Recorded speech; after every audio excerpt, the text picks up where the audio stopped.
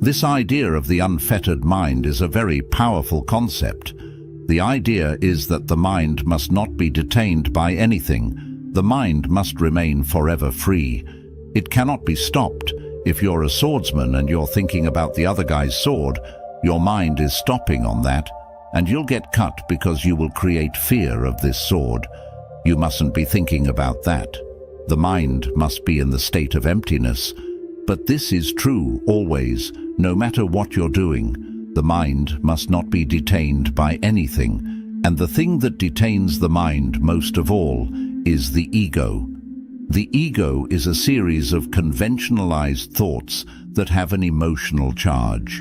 And as soon as we get caught and fixated on any one of those charges, any signifier, any self-image, any pattern, any emotion that's connected to the ego, we're lost. The mind has now become fettered, enslaved, and it orbits around this, and it can't escape. And as soon as it does that, it's going to be cut by someone's sword. The sword of karma will cut one down. And so, one must remain in the state where one does not have an ego in order not to have anything that binds the pure awareness and the emergence of the full flowering of our creative potential. So the ego is a luxury we cannot afford. And yet, the ego is so in love with itself that it cannot let go of its own illusory existence. But it's not self-love necessarily in a positive sense. You can love your ego in the form of hating it. And so many unhappy people have an ego that they both love and hate. But it is the mind that is constantly obsessed with that ego, that illusion, that love of that false existence.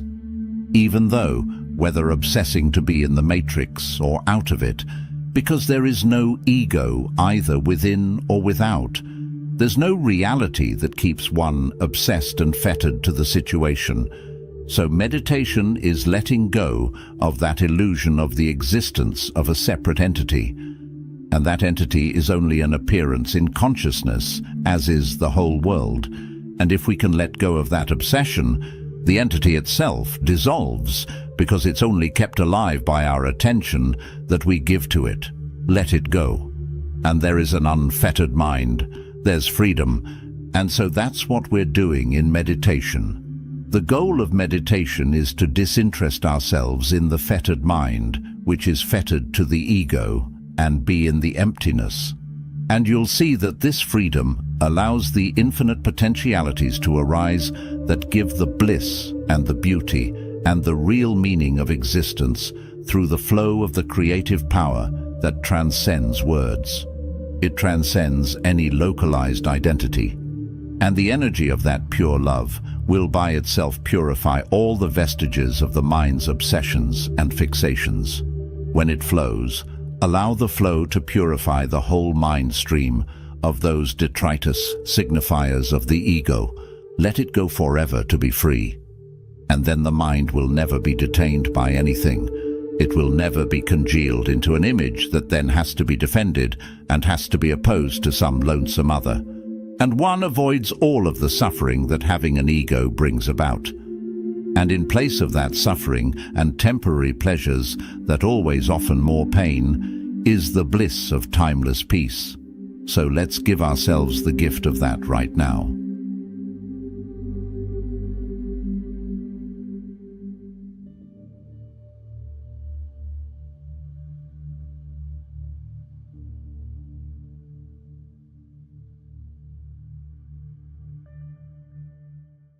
One cannot maintain silence. It must come and go on its own. The moment you attempt to maintain it, conflict arises. When it arrives, savor it and allow it to be. When it departs, let it go. Don't even try to grasp it. Regardless of how miserable one becomes over it, that misery is what is known as love. What is love in this sense? Separation, when your beloved is with you, is not love. Love is when the beloved is not there and the mind searches for it. This is termed suffering. It is in pain. What they enjoy is that pain, in a way. Why do some people enjoy sometimes in the evening sitting with a small glass in hand, listening to a girl singing a sad song. I understand what this is. They are enjoying that pain. When it comes, be with it. When it goes, let it go. It is not something we can control.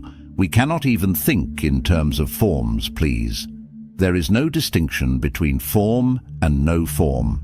The very energy that surrounds us, the wind, the earth, the movement of plants, the energy that allows a plant to grow and become all that it is all part of it. You cannot truly distinguish and say, this is this. But when you stay with it, if sometimes, when we are quiet, and that stillness strikes, not speaks is the wrong word. Stillness can never speak. How can it speak? It's a contradiction. So when it strikes, let's say, then you are within it. When it goes, you can do nothing about it. To understand that you can do nothing about it is the humility in worship. To say, please come, I can do nothing about it. You are complete. As we live in this world, it presents us with numerous challenges. Just when we believe everything is going smoothly, something happens to disrupt the balance. Similarly, when we think we have everything figured out, we encounter unexpected situations. One of the reasons why some great teachers advised against escaping from the world by wearing different robes, going off into the forest, and meditating in caves is that we are all citizens of this world. We must address the problems of this world first and foremost. Simply because we wear ashes on our faces, have matted hair, or dress peculiarly does not alter the reality. It is often the fear of the world that drives people to flee like that. It's pointless, and it's what you'll discover if you travel to the Himalayas. 90% of the ascetics there are smoking ganja, only their clothing is different.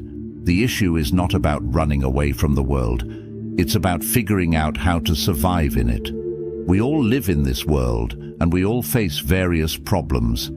As soon as we believe we've solved all of our issues, something unexpected arises.